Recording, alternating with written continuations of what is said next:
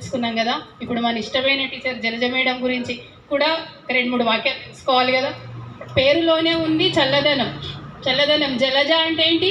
జలంలో జన్మించింది. జలంలో జన్మించింది కాబట్టి ఎప్పుడు చల్లగానే ఉంటుంది. మాటల్లో ఉంది తీయదనం. తన మాటలతోటి మైమరింపజేస్తుంది. మానవత్వం మూర్తిభవించిన మనిషి, మంచి మనసున్న మహామనిషి. మానవత్వం మూర్తిభవించిన మనిషి, మంచి మనసున్న మహామనిషి. ఇవన్నీ మీ అందరికి తెలిసిందే. మీకోసం ఎంత చేసిరో తను వృత్తిపరంగానే కాదు, పిల్లలకి అన్ని రకాలుగా సహాయం చేసి తన మానవత్వాన్ని నిలబెట్టుకున్నారు. కోపం వస్తే శివంగి. శివంగి అంటే ఎవరో తెలుసా? ఆడపులి. కోపం వచ్చిందంటే ఇంకా తన ప్రతాపం చూపించాల్సిందే. 1 నిమిషం అంతే, 1 నిమిషం. అదైనా కానీ తన ప్రతాపం చూపించినా కానీ 1 నిమిషం, మళ్ళీ తర్వాత కామ్ అయిపోతుంది.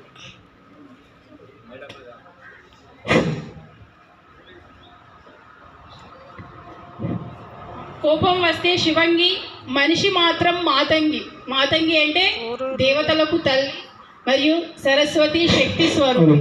కానీ ఏ విషయంలో అయినా సరే పీఈటీ టీచర్ అంటే పీఈటీ టీచర్గా చాలా ఫిజికల్ ఫిట్నెస్ అంటే శక్తి స్వరూపం ఉంటుంది, మానవత్వం ఉంటుంది. మాతంగి అంటే 3 అమ్మల మూలపుటమ్మ అంటారు చూడండి. 3 అమ్మలకు కూడా తల్లి, దేవతలకు తల్లి మాతంగి. మన జలజ మేడం కోపం వస్తే శివంగి, మనిషి మాత్రం మాతంగి.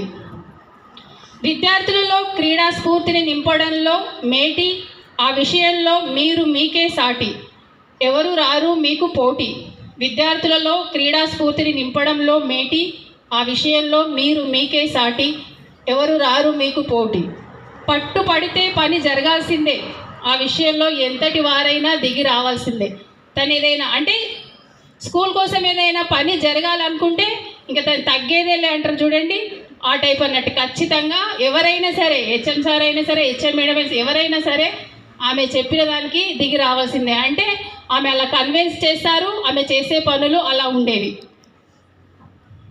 జాలి, దయ, కరుణ, సేవాగుణంలో మదర్ తెరీసాకు మారుపేరు అనడంలో అతిశయోక్తి లేదు, ఆశ్చర్యం లేదు. చివరగా మన కంకోల్ పాఠశాల యొక్క అన్నపూర్ణ. అన్నపూర్ణ అంటే హెచ్ఎం సార్ అయితే రోజు మధ్యాహ్నం గుర్తు చేస్తారు.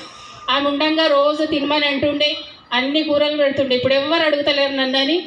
మేము గుర్తు చేస్తామో లేదో కానీ హెచ్ఎం సార్ మాత్రం రోజు గుర్తు చేస్తారు.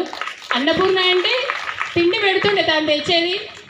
తాను తినాలి అనిపించుకుంది అనుకోండి, ఏదన్నా తినిపించాలనుకుంటే ఖచ్చితంగా తినిపించాల్సిందే అది ఎవరికైనా సరే.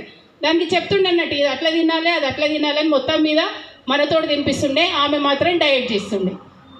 థ్యాంక్ యూ మేడం, మీరు ప్రమోషన్లో వెళ్ళినందుకు సంతోషంగా ఉంది, కానీ మమ్మల్ని వీడి వెళ్ళినందుకు మాత్రం చాలా బాధగా ఉంది. నేనైతే నా పర్సనల్గా చాలా మిస్ అవుతున్నాను మేడంని. ఇంకా మాకు అవకాశం ఉంటుంది కదా టీచర్స్ గురించి మాట్లాడేటప్పుడు, అప్పుడు మిగతా విషయాల గురించి చర్చించుకుందాం. Thank you.